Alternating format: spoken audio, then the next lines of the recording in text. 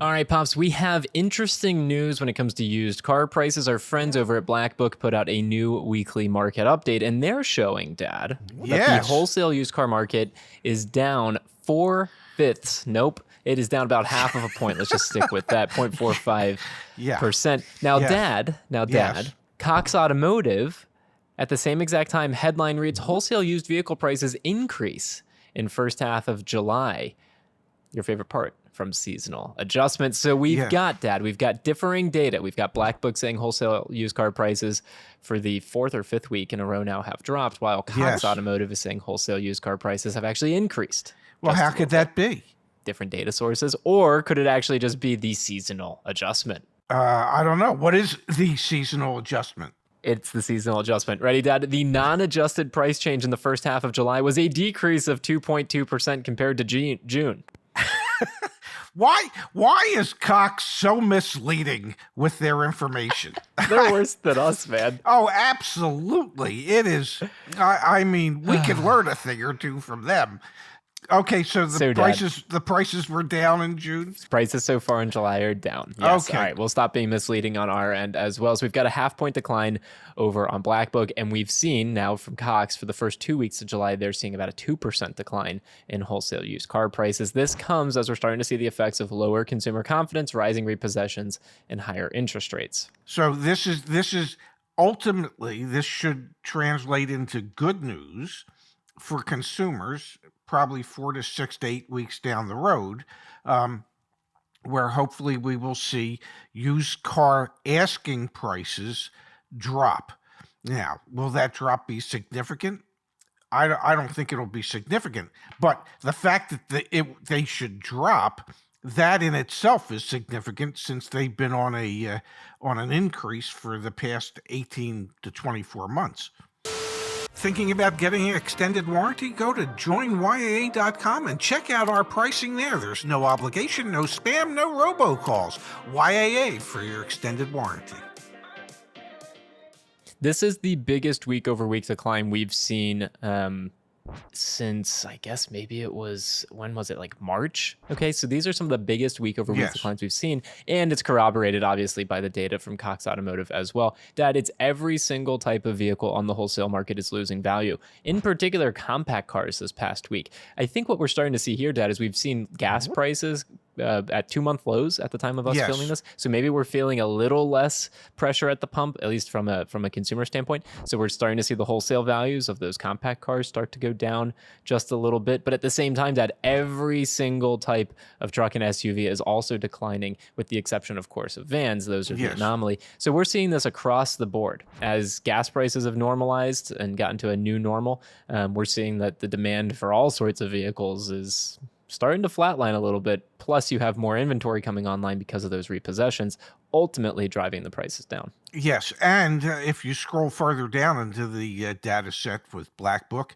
the days to turn on lot, or day supply, has gone up a little bit to about 38 days. So that also bodes well for consumers, especially with rising interest rates. So if the cost can you explain this? Yeah, if the cost of floor planning these vehicles, because you have to remember, dealers don't pay cash for these vehicles. They finance them just like consumers do.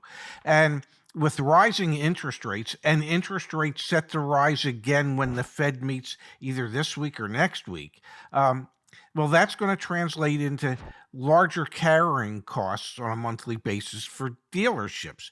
Well, in order to mitigate that, you want to turn your cars as quickly as you possibly can. And typically the way dealers do that is they become a tad bit more aggressive with their pricing. They either initially price the car at a slightly lower level than they would have in the past. Yep.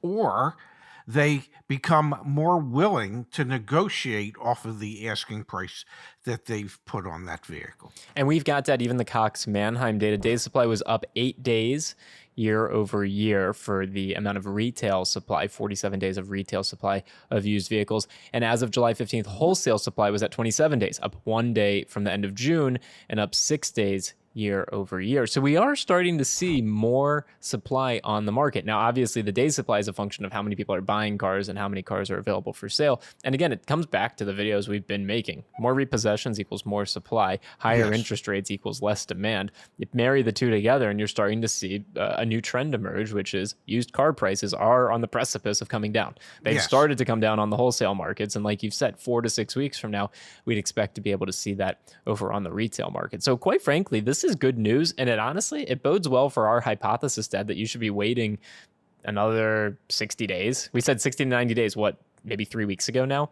We were kind of right. I think this is heading in that direction for used cars. For new cars, production issues still abound. I mean, we could actually get into that in this video, but it's very clear. You read automotive news, no one knows when the production challenges are going to end. And there are new production challenges that rear their ugly head on seemingly a weekly basis. Oh, I was going to say almost on a daily basis, but yeah, at least weekly. And I know, for instance, on the new car side of things, North American production, there was 100,000 vehicles lost to production this past week due to chip and supply chain shortages.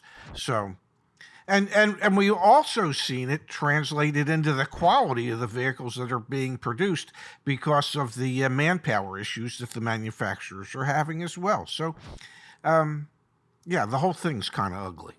But I mean, and we know, Dad, at a core level, this doesn't get resolved till the manufacturing challenges on the new car side get better. But we are seeing a slight reprieve right now over on the used car side. So that's good news. Yes, that was my but. But we're seeing it translated into what should be lower retail pricing for consumers moving forward.